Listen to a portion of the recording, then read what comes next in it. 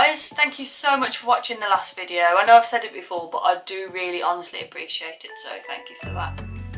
Now, one of the questions I found myself asking when I was pregnant with Finley is which baby bath items are the best? There are so many out there, big name brands, small name brands. So I'm going to answer that question for you. Here are the ones that I have found best. Let's get into the video.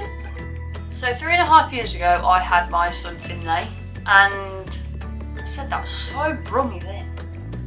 I had my son Finley, and a lot of these products I've been using since having him. So I will get into what I use for him. First off, you're going to need a bath. Either a normal bath or a baby bath. I always recommend the Shnuggle. It is the best bath I think I've ever used for a child, and I have mentioned this in my 10 best baby and toddler items, so go take that watch, the link will be at the end of the video and it will give you more information on that. Now, first thing I will do would be to add the baby bath. I use at the moment Little One's bedtime bath, which is Sainsburys' own brand. As long as it's got like a lavender chamomile smell, it helps to relax your child / baby, and my child needs it. It is so energetic, it's one of a kind. In the best way, of course.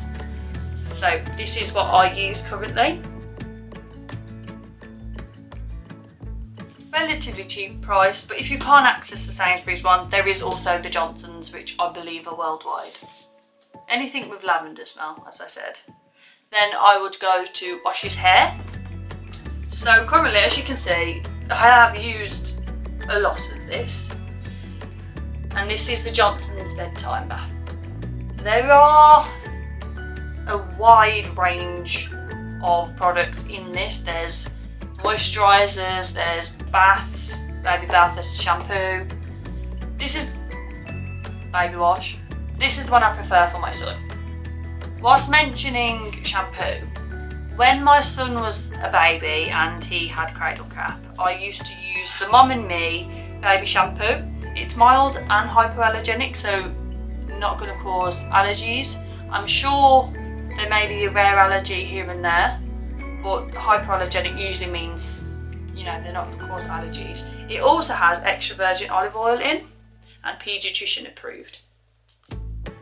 And the extra olive oil will help lift up the cradle cap, moisturise the scalp, and I really love this product with him, and it smells nice too.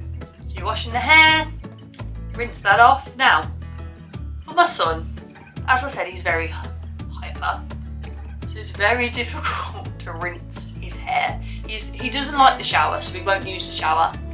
So what I do use is the Munchkin jug. And the good thing about this is it does actually flatten, so you can try your best if your child stays still to not get it in their eyes. And my son has grommets, so we have to be really careful with water going in his ears, which is almost impossible. So definitely recommend something like this that folds. It makes your washing hair a lot easier. So the wash I use for both Erin and Finley, and have used from the start, again, is the Johnson's bedtime baby wash. Proven to help your baby sleep better. Again, it's got lavender in, so here's this. I think you can sense there's a lavender theme going on here.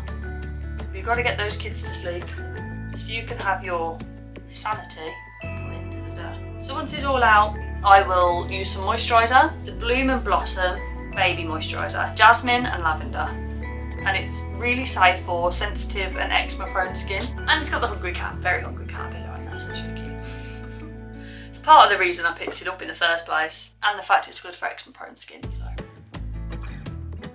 it's suitable for a newborn.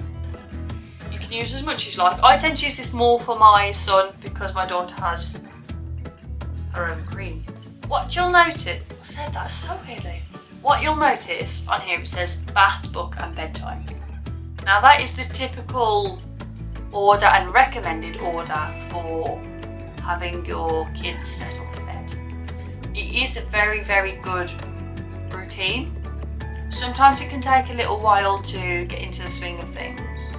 And some babies may have a bottle or a feed beforehand to help calm them and settle them. I can't stress enough how important it is to calm your child and baby before bed. As I said, it could take some time, but you'll get there. Promise you'll get there. And the last thing I use for my son, which we kind of use it when he's in the bath still, we spray his room with the Unstoppables Fabreeze Air Sweet Dreams. And it's up to 6 hours of bulb freshness. We've recently started to use this and we have noticed quite a difference. And it smells really nice. So who doesn't want to go to bed in a room that smells absolutely fantastic? But I would always recommend to spray this at least half an hour before your child is going to go to bed, because then obviously everything can settle. You're not going to make your child cough. That I don't recommend. So if you've managed to make it this far, kudos and thank you. If you wouldn't mind liking and subscribing, that would be awesome. Thank you. I sound like a really uncool person when I say that. But if you could do that, that'd be awesome. So Erin has sensitive skin and we have recently been prescribed Hydromol. There are a range of versions of this. Now, I would always recommend if your child is showing signs of eczema, dry skin, sensitive dry skin, then go speak to your GP. So with this, it's really fantastic. We can use it for a bath additive, wash by just adding water, and as cream. Before we used this, we used a range of products. I've stated that we used baby wash, the Johnson's. We go between the two, but she hasn't had a problem with this before, so that's why we keep using it. I would always recommend, if you have a child with sensitive skin, using products like Child's Farm or hypoallergenic products or fragrance-free products. Definitely recommend fragrance-free products. We don't want to irritate their little skin. Just enjoying my, I should hide that, Copperberg alcohol-free summer fruits. It's refreshing. It really is nice. Anyway, back to what I was talking about. So for baby bath, before we got that cream, we have used, and I've used it for Finley as well, Johnson's baby moisturising bath. It has baby oil in it, so it really helps with dry skin. This one's pretty much empty. Well, it is empty. So that's this product. Johnson's have been going for, I think it's like 100 years. Don't attack me if I'm wrong. Around 100 years. So they're trusted. For shampoo for Erin, we use the Child's Farm. So it's paediatrician approved.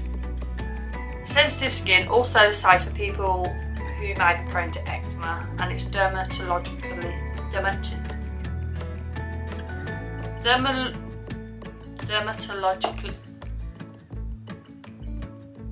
professionals in skin approved. Gonna try and do that. It's unfragranced